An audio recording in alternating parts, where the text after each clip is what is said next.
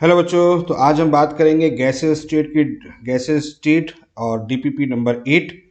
तो चलिए बात करते हैं डीपीपी नंबर 8 में कौन कौन से क्वेश्चन हमें गिवन है उनके बारे में डिस्कस करते हैं। तो क्वेश्चन में सबसे पहले जो क्वेश्चन हमारे सामने है वो है, एक सिंपल सा क्वेश्चन हमें से दे रखा है, the ratio of root mean square velocity, the ratio of root mean square velocity to average velocity of a gas molecule at a particular temperature। यानी कि यहाँ पर दो स्पीड, दो वेलोसिटी हैं। एक तो है V R M S, root mean square velocity इसको बोलते हैं, और एक है आपके पास में वी एवरेज। तो एवरेज वेलोसिटी और रूट मीन स्क्वायर वेलोसिटी, इन दोनों के एक रेशियो की बात करें, यानी कि बेसिकली हमें कैलकुलेट करना है V R M S divide by V average, ये कैलकुलेट करना है। ठीक है। अब जैसा कि आप जानते हैं, अगर हम वेलोसिटी की बात करते हैं तो तीन वेलोसिटी हमारे पास में होती है। एक होती है मोस्ट प्रोबेबल वेलोसिटी, एक होता है रूट मीन स्क्वायर वेलोसिटी, और एक होता है एवरेज वेलोसिटी। अगर हम तीनों में बात करें, हम u लिख दें या v लिख दें, कोई दिक्कत नहीं है उसमें। अगर मैं बात करता हूँ u most average, u most ratio u average, ratio u R M S. ठीक है। अगर हम इसके बारे में बात करें तो ये रेशियो होता है 1:1.12 रेशियो 1.22। ठीक है। अब डिस्कस किस पे करना है? डिस्कस करना है इस पर और इस पर। बात समझ में आ रही है? क्लियर है? इस पर डिस्कस करना है तो इसको अपन ऐसे लिख सकते हैं, U average divide by 1.12 is equal to U R M S divide by 1.22। ठीक है, लिख सकते हैं इसको। और फिर इसको आगे अगर लिखेंगे तो इसको ऐसे लिख सकते हैं, U R M S divide by U average. यही तो मुझे चाहिए, तो ये वैल्यू यहाँ चली जाएगी, तो ये हो जाएगी 1.22 डिवाइड बाई 1.12। समझ में आ रहा है? अब ये जो रेशियो निकल के आया, मतलब इन दोनों का जो रेशियो निकल के आया, वो हमसे पूछा गया। अब देखिए ऊपर वाली वैल्यूज क्या है, थोड़ी सी बड़ी है 1.12 से। इसका मतलब यहाँ पर जो वैल्यूज आएगी 1 पॉइंट समथिंग आएगी। अब ऑप्शन देख लो 1 पॉइंट समथिंग में कौन सा, लेकिन पहला कौन सा है वो देख लो, यानी कि ये 1 पॉइंट थोड़ा सा ज़्यादा होगा रिस्पेक्ट टू 1.12, यानी कि यहाँ पर वैल्यूज कितनी होगी, 1 होगी, और यहाँ पर कितनी होगी, 1 से ग्रेटर होगी। तो हमारे पास जो एवरेज या रेशियो निकल के आएगा वो 1 से ग्रेटर रेशियो 1 निकल के आएगा। तो 1 से ग्रेटर रेशियो 1 कौन सा दिख रहा है हमको? तो फर्स्ट ऑप्शन दिख रहा है, देखो आपको 1.086 रेशियो 1। क्लियर है? यानी कि जब इसको आप सॉल्व करोगे तो वैल्यू जाएगी 1.086। तो हमारे पास जो ऑप्शन कौन सा हो जाएगा हमारा, इसमें करेक्ट ऑप्शन जो होगा वो फर्स्ट ऑप्शन होगा। चलिए आगे बात करते हैं, नेक्स्ट सेकंड क्वेश्चन की तरफ चलते हैं। सेकंड क्वेश्चन जो है वो कॉन्सेप्ट से रिलेटेड है। Kinetic energy of a gas depend upon. देखिए काइनेटिक एनर्जी किस पर डिपेंड करती है, ये सोचने वाली बात है। बहुत सिंपल सी बात है। तो काइनेटिक एनर्जी बेसिकली होता है क्या, kinetic energy is equal to 3/2, ठीक है, आर टी। ऐसे सॉल्व करते हैं, 3/2 आर टी। अगर हम पर मोल की बात कर रहे हैं, किसकी बात कर रहे हैं, पर मोल की बात कर रहे हैं। क्लियर है? और अगर हम बात करते हैं एन मोल की बात करते हैं तो यहाँ पर कितना होता है, 3/2 एन आर टी। ठीक है, ये होता है फॉर एन मोल, पढ़ा है ना आप लोगों ने, एन मोल। और अगर हम पर मॉलिक्यूल की बात करते हैं तो यहाँ पर होता है 3/2 के टी। क्लियर? ये होता है फॉर वन मॉलिक्यूल या पर मॉलिक्यूल। ये हमारे पास में कॉन्सेप्ट होता है, ये तो हम जानते हैं। अब यहां पर देखिएगा बेसिकली काइनेटिक एनर्जी किस पर डिपेंड करती है, काइनेटिक एनर्जी डिपेंड करती है टेम्परेचर पर। यानी कि ये जो रिलेशन निकल, यानी कि बेसिक थीम क्या है उसका, बेसिक थीम ये है कि kinetic energy is directly proportional to temperature. तो किस पर डिपेंड करती है, टेम्परेचर पर डिपेंड करती है, बाकी किसी चीज पर डिपेंड नहीं करती। तो मॉलिक्यूलर मास पर डिपेंड नहीं करती है, एटॉमिक मास पर नहीं करती है, इक्विवेलेंट मास पर नहीं करती है। तो बेसिकली किस पर डिपेंड करेगी, ये हमारे फोर्थ यानी कि नन ऑफ दीज, यानी कि टेम्परेचर अगर होगा तो उस पर डिपेंड करेगी। ठीक है, क्लियर है? तो हमारा फोर्थ ऑप्शन हो जाएगा। सही है, समझ में आ गई बात? तो ये हमारा कॉन्सेप्ट था। चलो आगे बात करते हैं, नेक्स्ट अगले क्वेश्चन की तरफ चलते हैं। Question number third. Question number third क्या कहता है कि which of the following is valid at absolute zero. अब देखिएगा काइनेटिक एनर्जी की बात करते हैं तो एब्सोल्यूट जीरो की बात चल रही, तो एब्सोल्यूट जीरो वाली कंडीशन कब फॉलो होगी, यानी कि टी जो है वो बेसिकली कितना हो जाए, t is equal to zero. और t is equal to zero हो गया तो उस कंडीशन में अब काइनेटिक एनर्जी कितनी हो जाएगी, बिल्कुल जीरो हो जाएगी, बोलो हाँ या ना, क्योंकि t जीरो हो गया तो बेसिकली काइनेटिक एनर्जी कितनी हो जाएगी, जीरो हो जाएगी। तो kinetic energy gas become zero यहां भी है, kinetic energy gas become zero यहां भी है, ये हो नहीं सकता, ये है नहीं, तो जीरो जीरो दोनों को देख लें, यहां पर जीरो हो गया। अब आगे बढ़ते हैं, but the molecular motion does not become zero, और यहां पर है the molecular motion also become zero. अब मुझे एक बात बताओ, जब टेम्परेचर जीरो हो गया, हमने कि एब्सोल्यूट टेम्परेचर जो है वो जीरो कर दिया, एब्सोल्यूट जीरो कर दिया, तो उस कंडीशंस में यहां पर क्या होगा, यानी एब्सोल्यूट जीरो समझ रहे हैं ना, एब्सोल्यूट जीरो मतलब अगर हम बिल्कुल जीरो कर रहे हैं तो इसका मतलब काइनेटिक एनर्जी क्या हो गई, जीरो हो गई। अब जो काइनेटिक एनर्जी जीरो हो गई तो इसका मतलब वो सब्सटेंस या मॉलिक्यूल किस में होंगे, रेस्ट में होंगे, और जब रेस्ट में होंगे तो क्या उनका मॉलिक्यूलर मोशन जो होगा, अगर हम बात करें क्या वो होगा, नहीं होगा। तो molecular motion also become zero जब kinetic energy of the gas become zero. Clear है, समझ में आ रही बात। तो इसके बेस पर अगर हम बात करें तो हमारा सेकेंड ऑप्शन सही है भाई, काइनेटिक एनर्जी अगर जीरो है तो इसका मतलब मॉलिक्यूल जो है वो बेसिकली रेस्ट पे है, उनके अंदर कोई भी एनर्जी प्रेजेंट नहीं है, तो उस कंडीशन पे उनका जो मॉलिक्यूलर मोशन होगा वो जीरो होगा। ठीक है, क्लियर है, समझ में आ रहा है। तो ये रहा हमारे पास में क्वेश्चन नंबर 3 का सोल्यूशन। ओके, क्वेश्चन नंबर 4 की तरफ चलते हैं। क्वेश्चन नंबर 4 क्या है उसको देख लेते हैं। क्वेश्चन नंबर 4 है, if a gas is expanded at constant temperature, एक कोई गैस है उसको कांस्टेंट टेम्परेचर पर एक्सपेंड कर रहे हैं। अब एक्सपेंड कर रहे हैं तो बेसिकली क्या होगा, एक बात मुझे बताइए, एक्सपेंड कर रहे हैं, टेम्परेचर कांस्टेंट है तो काइनेटिक एनर्जी क्या होगी, आप मुझे बताइए काइनेटिक एनर्जी क्या होगी, काइनेटिक एनर्जी भी सेम होगी, होगी कि नहीं होगी, क्योंकि टेम्परेचर वेरिएशन नहीं कर रहा है, जब तक टेम्परेचर वेरिएशन नहीं करेगा तब तक काइनेटिक एनर्जी में कोई भी चेंज नहीं होगा।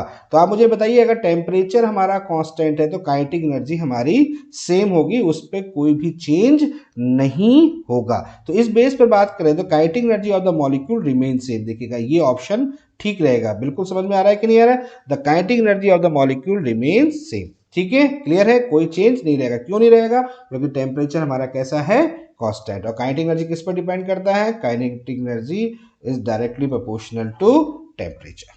ठीक है, क्लियर है। चलिए नेक्स्ट अगले क्वेश्चन की तरफ चलते हैं। अगला क्वेश्चन हमारा क्या कह रहा है उसको देखते हैं। फिफ्थ क्वेश्चन है, at the same temperature and pressure, यानी कि टेम्परेचर और प्रेशर को कांस्टेंट कर दिया गया, सेम कर दिया गया।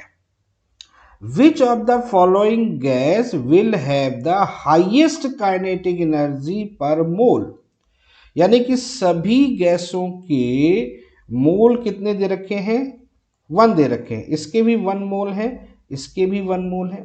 अब एक बात मुझे बताइए, काइनेटिक एनर्जी पर मोल की बात करते हैं तो काइनेटिक एनर्जी पर मोल अगर हम लेते हैं तो कितना होगा, 3/2 RT।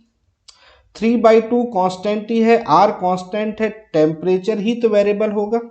अगर टेम्परेचर वेरिएबल होगा तो काइनेटिक एनर्जी पर मोल वेरिएबल होगी, होगी कि नहीं होगी।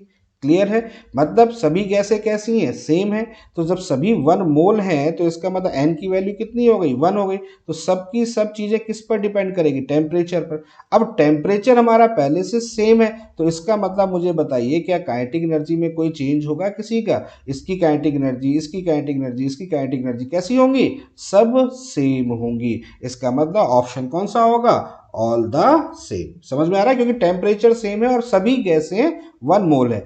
क्लियर है, 1 मोल है। क्लियर है, समझ में आ रहा है, इसलिए ऐसी कंडीशन है। चलो नेक्स्ट क्वेश्चन की तरफ चलते हैं। क्वेश्चन नंबर अब 6 की तरफ चलते हैं। क्वेश्चन नंबर 6 क्या कह रहा है, the ratio among most probable velocity, mean velocity यानी average velocity and root mean square velocity. देखिए मोस्ट प्रोबेबल वेलोसिटी का मतलब यू मोस्ट है ना, ठीक। मीन स्क्वायर, मीन वेलोसिटी का मतलब यू एवरेज, ठीक है। और रूट मीन स्क्वायर वेलोसिटी का मतलब यू आरएमएस। अब तीनों के फॉर्मूले देख लो यहाँ पर, √2RT/m, ठीक है। इसको देख लो तो यहाँ क्या होगा, 8RT/πm, ठीक है। और इसको देख लो, यहाँ पर क्या होगा, √3RT/m। अब देखिए m m m तीनों जगह सेम, अगर रेशियो देखें तो कट जाएंगे, इनको रेशियो में यहाँ पर ले लेता हूँ मैं, ठीक है। t t t यहाँ पे कैंसिल आउट हो जाएंगे, r r r cancel out हो जाएंगे। तो ओवरऑल क्या निकल के आएगा, √2 रेशियो √8/π रेशियो √3। बोलो हाँ या ना। तो ये रेशियो जहां निकल के आएगा वो रेशियो हमारा सही होगा। तो ऑप्शन में ढूंढते हैं कहां पर है, देखो फोर्थ ऑप्शन दिख रहा है आपको, √2 रेशियो √8/π रेशियो √3। तो ये हमारा 6 जो है वो करेक्ट ऑप्शन है। चलो आगे बात करते हैं, क्वेश्चन नंबर 7 की तरफ चलते हैं। क्वेश्चन नंबर 7 है, the root mean square speed, यानी कि रूट मीन स्क्वायर स्पीड का मतलब URMS एट STP तो आप पोजीशन जानते हैं, for the gas H2N2O2 and SBr in the order. यानी कि हाइड्रोजन गैस है, नाइट्रोजन गैस है, O2 गैस है, हाइड्रोजन है, नाइट्रोजन है, O2 एंड HBr, ये 4 गैसें आपके सामने हैं, ठीक है। इनमें हमें रूट मीन स्क्वायर स्पीड का रेशियो निकालना है या रिलेशन निकालना है, डिक्रीजिंग ऑर्डर निकालना है, कुछ भी आप समझ सकते हैं, ठीक है। अब रूट मीन स्क्वायर स्पीड की अगर बात करते हैं URMS, तो URMS क्या होता है, √3RT/m। अब क्योंकि यहाँ पर सभी गैसें हैं हमारे पास में, और जो गैसें होंगी इनका जो इसमें अगर बात करें तो अमाउंट जो होगा वो सेम होगा, लेकिन गैसें डिफरेंट हैं तो इसलिए मॉलिक्यूलर मास जो होगा वो डिफरेंट होगा। अब टी जो होगा वो तो हमें सेम लेना ही पड़ेगा, क्योंकि STP पर लिया गया तो टी हमारा जो सेम है, R हमारा सेम है, 3 सेम ही है, मतलब इनमें कोई वेरिएशन नहीं है, सिर्फ और सिर्फ मॉलिक्यूलर मास में वेरिएशन है। तो according to the change of molecular mass URMS is inversely proportional to √m, यानी जिनका मॉलिक्यूलर मास ज्यादा होगा उनका रूट मीन स्क्वायर स्पीड कम होगी, या जिनका मॉलिक्यूलर मास कम होगा, कम मॉलिक्यूलर मास वाली जो गैस होंगी उनकी रूट मीन स्क्वायर स्पीड ज्यादा होगी। बोलो ठीक है, क्लियर हो गए, बात समझ में आ गई। अब यहाँ पर मॉलिक्यूलर मास देखें तो मॉलिक्यूलर मास इसका देख ले तो ये कितना होगा, 2 होगा, यहाँ कितना होगा 28 होगा, यहाँ कितना होगा 32 होगा, यहाँ कितना होगा ज़्यादा ही होगा यानी 81 होगा। तो सबसे ज़्यादा मॉलिक्यूलर मास किसका है, बेसिकली SBr का। तो यहाँ पर रूट मीन स्क्वायर स्पीड सबसे कम किसकी होगी, SBr की होगी, यानी SBr सबसे पीछे जाएगा। फिर उससे ग्रेटर कौन है, उससे ग्रेटर हमारे पास में O2 है, ठीक है। फिर मॉलिक्यूलर मास में उससे लेसर कौन सी है, फिर N2 है, यानी कि इससे पहले N2 आएगा, और उससे लेसर कौन सा हो जाएगा मॉलिक्यूलर मास में, S2। तो यानी कि ये मॉलिक्यूलर मास से देख लेते हैं, और ये हमारे पास में जो ऑर्डर निकल के आ गया वो किसका निकल के आ गया, URMS का आ जाएगा, ठीक है। तो ये ऑप्शन कहाँ दिख रहा है हमको, ये ऑप्शन देखो सेकंड में दिख रहा है, इसका मतलब ये सेकंड ऑप्शन करेक्ट है, ठीक है। क्लियर है, समझ में आ गई बात। चलिए नेक्स्ट क्वेश्चन नंबर 8 की तरफ चलते हैं। अच्छा ये क्वेश्चन तो अभी अपन ने ऐसा कर ही लिया है, वैसे ही क्वेश्चन है, what is the relationship between the average root mean and most probable velocity. देखो एवरेज मोस्ट, अब ये यहाँ पर थोड़ा सा अलग लिखा हुआ और यहाँ पर जो रेशियो लिखा है वो अलग है। देखो यहाँ अल्फा किसको माना गया है, अल्फा माना गया है मोस्ट को, यानी कि ये है हमारे पास में मोस्ट। यहाँ पर U क्या हो गया आपके पास में, एवरेज, ठीक है। और V हो गया एवरेज, और U क्या हो जाएगा, ये हो गया रूट मीन स्क्वायर स्पीड, ठीक है। इसको ऐसे याद कर लो, बड़ा अच्छा तरीका है, MAR ऐसे याद करो, आगे पीछे कंफ्यूज मत होना। MAR इसको क्या पढ़ोगे आप लोग बताओ, मार, MAR मार पड़ती नहीं पड़ती थी, छोटे जब थे हम लोग तो घर वाले हमको मारते नहीं मारते थे, ठीक है, मम्मी पापा ठोक देते थे। चलते चलते पता लगा किसी काम से जा रहे हैं तो बोले लाओ चलो थोड़ा सा एक बार डोज दे देते हैं, तो थोड़ा सा उन्होंने एक लगा के निकल गए, ठीक है। ऐसे होता था नहीं होता था छोटे जब थे, हालांकि जो हम लोग थे तब ज़्यादा होता था, अब आप लोग में इतना नहीं होता है, ठीक है। आप लोग नहीं तो कुछ भी कर सकते हो, केस वेस भी ठोक देते हो, ठीक है। क्लियर है। तो फिलहाल इसको कैसे करना है,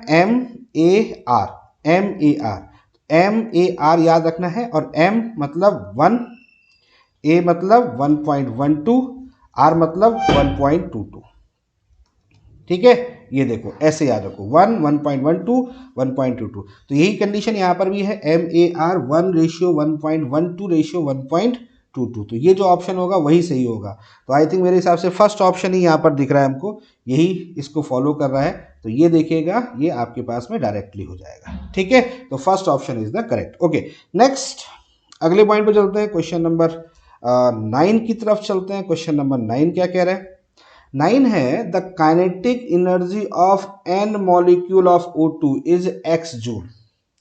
Kinetic energy of n molecule of O2 is x joule at -123 degree centigrade. ठीक है, आगे बात करते हैं। Another sample of O2 at 27 degree centigrade has kinetic energy of 2x. The latter sample contain ... molecule of O2. ठीक है, यानी कि इसका मतलब क्या है? देखो मैं आपको सिचुएशन बता रहा हूं। O2 है, सबसे पहले हमने इसके n मॉलिक्यूल ले लिए, और जब n मॉलिक्यूल ले लिए तो उस जगह पर इसकी जो काइनेटिक एनर्जी हमने डिफाइन की वो x है। टेम्परेचर है -123 डिग्री सेंटीग्रेड, इसको केल्विन में कन्वर्ट कर लेंगे, यानी कि 273 से ऐड कर लेंगे। ठीक है, और 273 से ऐड कर लेंगे तो ये कितना हो जाएगा? 150 केल्विन। ये सिचुएशन तो यहाँ की है। नेक्स्ट फिर O2 ही हमारे पास में है, और अब यहाँ पर नंबर ऑफ मॉलिक्यूल जो है वो कैलकुलेट करते हैं। ठीक, ये वही चीज है, contain how many number of molecule of O2। Kinetic energy यहाँ पर अब कितनी हो गई है? डबल हो गई है, 2x हो गई है, और टेम्परेचर वेरिएशन हो गया, यानी कि 27 + 273 इज इक्वल टू 300 केल्विन। ये है सिचुएशन। अब kinetic energy for n molecule क्या होगा? फॉर n मॉलिक्यूल या n' मॉलिक्यूल यही होगा, तो ये होगा 3/2, ये तो रहेगा ही रहेगा। ठीक है, इंटू R/n0, पर मॉलिक्यूल रख ले पहले, इंटू T, ये होता है पर मॉलिक्यूल। ये किसके लिए होता है? 3/2 into R/n0 into T। R/n0 को क्या बोलते हैं? K। क्या बोलते हैं? K, Boltzmann constant. याद है कि नहीं है? That is the Boltzmann constant. ठीक है, तो ये K यहाँ पर होता है। R/n0 ये किसके लिए है? 1 मॉलिक्यूल के है। अब n मॉलिक्यूल लेना है तो ये n हो जाएगा। ठीक है, समझ में आ गया। अगर हम बात करते हैं kinetic energy of n' molecule, n' मान लेता हूं मैं इसको, तो यहां हो जाएगा 3/2 into R/n0 into T into n'। हो गया, समझ में आ गई बात। तो अब एक काम करते हैं, काइनेटिक एनर्जी हमें पता ही है दोनों की, तो इसको क्या करते हैं? डिवाइड कर लेते हैं, यहां से डिवाइड कर लेते हैं। क्लियर? अब देखो क्या क्या चीजें कैंसिल आउट हो जाएंगी। R/n0 कैंसिल आउट हो जाएगा, क्योंकि दोनों जगह पर सेम है, तो इसको यही कैंसिल आउट कर दे रहे हैं। 3/2 कैंसिल आउट हो जाएगा, ये कैंसिल आउट। T अलग है तो इसको T1 मान लिया, इसको T2, तो ये T1 हो जाएगा और ये T2 हो जाएगा। काइनेटिक एनर्जी हमारे पास में है, तो यहाँ इसको लिखेंगे x divide by 2x is equal to T1 कितना है हमारे पास में? 150 इंटू यहाँ पर n है, डिवाइड बाई यहाँ कितना हो जाएगा? 300 इंटू n डैश। तो कैलकुलेट x से x कैंसिल आउट हो गया, 150 202 2 से फर्दर 2, यानी कुल मिलाकर आपके पास में आ गया n equal to n' equal to n, यानी कि इसका मतलब जो फाइनल मॉलिक्यूल्स आ रहे हैं वो फाइनल मॉलिक्यूल्स जो हैं वो इनिशियल मॉलिक्यूल के इक्वल होंगे। होंगे कि नहीं होंगे? समझ में आ रहा है? क्लियर? इनिशियल मॉलिक्यूल के इक्वल होंगे, यानी कि n' is equal to n, therefore option is this. इसको डायरेक्ट भी कर सकते थे, इसको डायरेक्ट भी कर सकते थे। यहाँ पर काइनेटिक एनर्जी देख लो, काइनेटिक एनर्जी अपन n की x है, तो ये क्या हो रहा है? डबल हो रहा है कि नहीं हो रहा है? और यहाँ पर भी टेम्परेचर कितने हो रहे हैं? यहाँ पर देखो टेम्परेचर भी कितना हो रहा है? 150 से 300, डबल हो रहा है कि नहीं हो रहा है? ये भी डबल हो रहा है, एनर्जी भी डबल हो रही है, तो मॉलिक्यूल उतने ही रहेंगे, है ना? समझ में आ रहा है? इसको भी आप डायरेक्ट इस तरह से भी कर सकते थे। चलो, ये तो प्रैक्टिस के ऊपर डिपेंड करता है, कितनी अच्छी आपकी प्रैक्टिस है और कितना अच्छा आप किसी क्वेश्चन के बारे में सोच सकते हैं। ओके, 9th के बाद अब चलो डिस्कस करते हैं question number 10th। Question number 10th क्या है उसको देख लेते हैं। The average kinetic energy in joule of molecule, यानी कि average kinetic energy of molecule निकालना है इन 8 ग्राम ऑफ मीथेन। देखो बच्चों को बड़ा कंफ्यूजन हो जाता है कि सर मास यहाँ पर है और यहाँ पर मॉलिक्यूल की बात कर रहे हैं। कब मास यूज होगा, कब मास यूज नहीं होगा? देखो, अगर काइनेटिक एनर्जी फॉर 1 मोल या फॉर n मोल लिया गया है, n मोल गैस के लिए पूछा गया है, तो 3/2 into R into T into N, यानी n आ रहा है तो यहां पर आप मास यानी कि weight divide by molecular weight का यूज करेंगे, ठीक है। लेकिन अगर काइनेटिक एनर्जी फॉर 1 मॉलिक्यूल या पर मॉलिक्यूल की अगर कहीं पर बात कर दी जाए, पर मॉलिक्यूल की बात कर दी जाए, ठीक है, या मॉलिक्यूल्स की बात कर दी जाए, तो वहां पर होगा 3/2 into R upon N nought into T, यानी पर मॉलिक्यूल बोल दिया ना। तो इस कंडीशन पे फिर मास का कोई लेना देना नहीं है, कितना भी अमाउंट होगा उससे लेना देना है, क्योंकि पर मॉलिक्यूल आप पहले से बोल चुके। यहां पर भी वही कंडीशन है, यहां पर भी वही कंडीशन है कि आपसे पूछा गया ऑफ अ मॉलिक्यूल, यानी कि बेसिकली ये देखो ऑप्शन से देखो, यहाँ पर मॉलिक्यूल पर मॉलिक्यूल पर मॉलिक्यूल पर मॉलिक्यूल। क्लियर है, समझ में आ गया? तो ये कैलकुलेट करना है, तो that is the average kinetic energy. Clear? तो इसको अगर हम सॉल्व करेंगे तो क्या यहाँ पर इस अमाउंट की रिक्वायरमेंट है? नहीं है, ठीक है, क्योंकि पर मॉलिक्यूल की बात कर रहे हैं। तो डायरेक्ट सॉल्व कर ले इसको,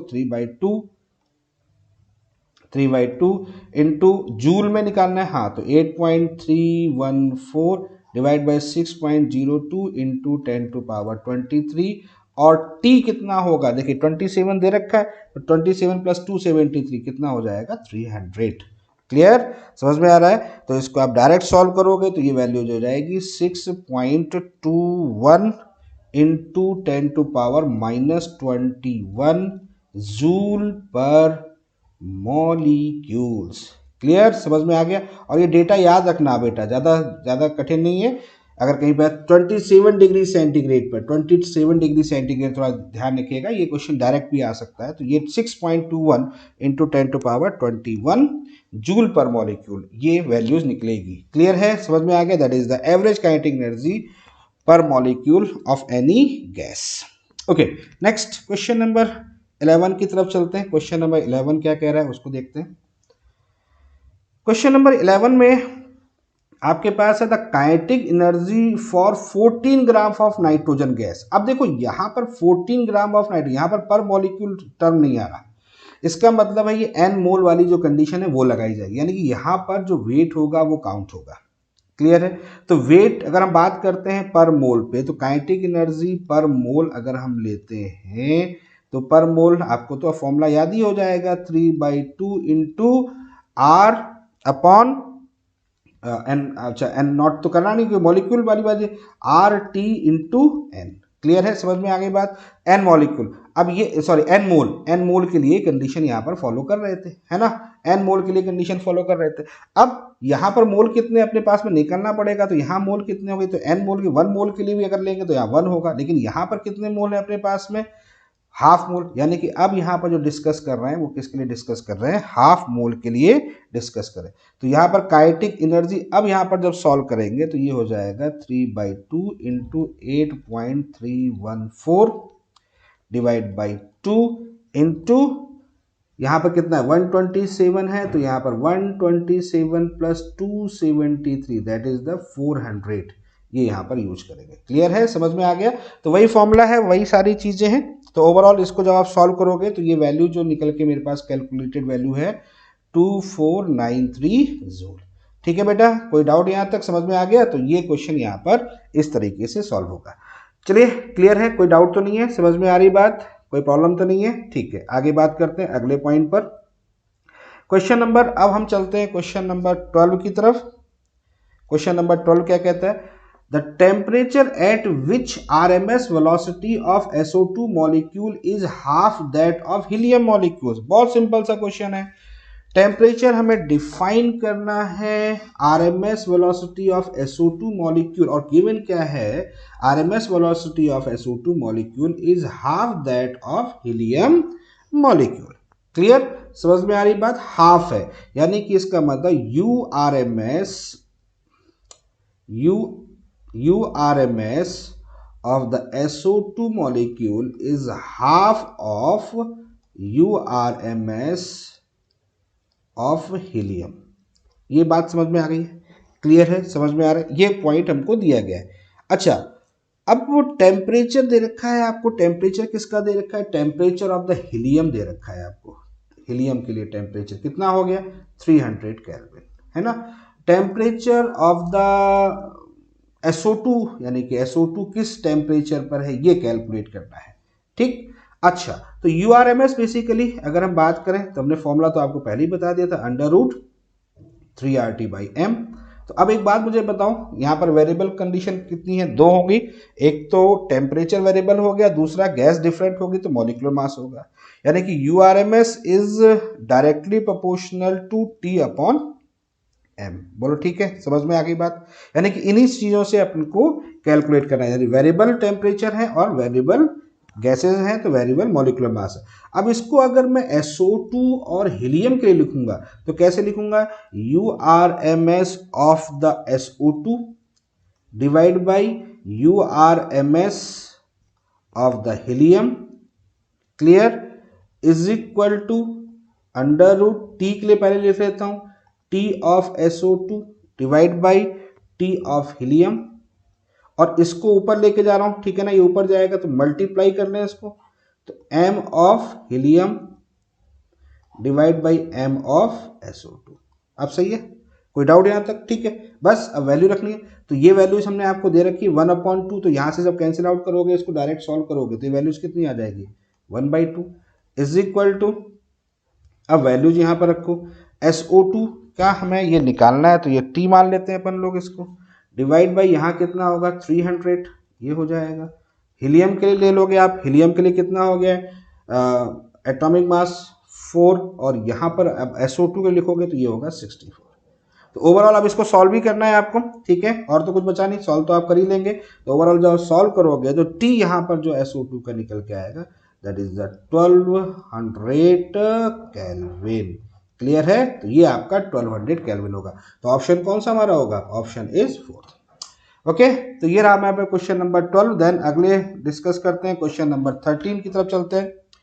क्वेश्चन नंबर 13 क्या कह रहा है उसको देख लेते हैं।